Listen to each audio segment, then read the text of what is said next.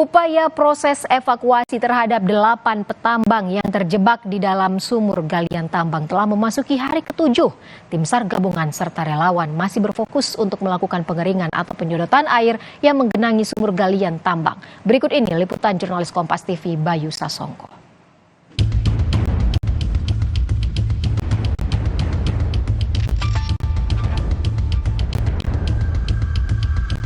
Di tempat inilah, di lokasi pertambangan emas yang ada di Desa Pansurendang, Kecamatan Aji Barang, Kabupaten Banyumas, Jawa Tengah, terdapat 8 petambang yang terjebak dalam galian sumur dan hingga saat ini memang belum berhasil dievakuasi oleh tim gabungan dari Basarnas, BPBD, TNI, Polri, dan para relawan. Dan seperti inilah penampakan sumur dari tambang emas ini. Mari ikuti saya.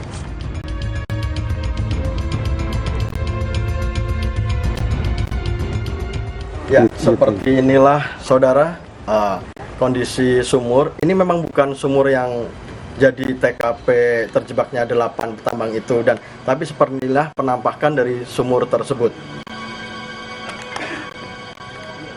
Kita akan menuju ke sumur yang menjadi lokasi terjebaknya 8 petambang emas yang hingga saat ini belum berhasil dievakuasi. Namun saudara, kita tidak dapat mengakses ke dalam lokasi karena sumur saat ini telah dipasang garis polisi.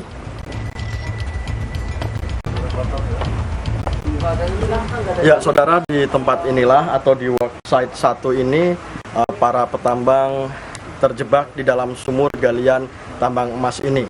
Dan saat ini tim SAR gabungan masih melakukan upaya evakuasi terhadap mereka.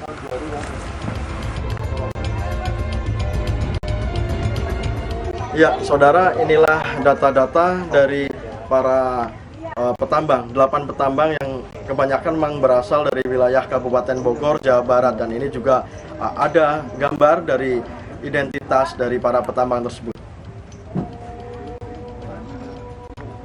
Bisa kita lihat ada Cecep Supriyana, ada Muhammad Rama, ada Ajat, ada Matkolis, ada Marmumin, ada Muhyiddin, Jumadi, dan Mulyadi.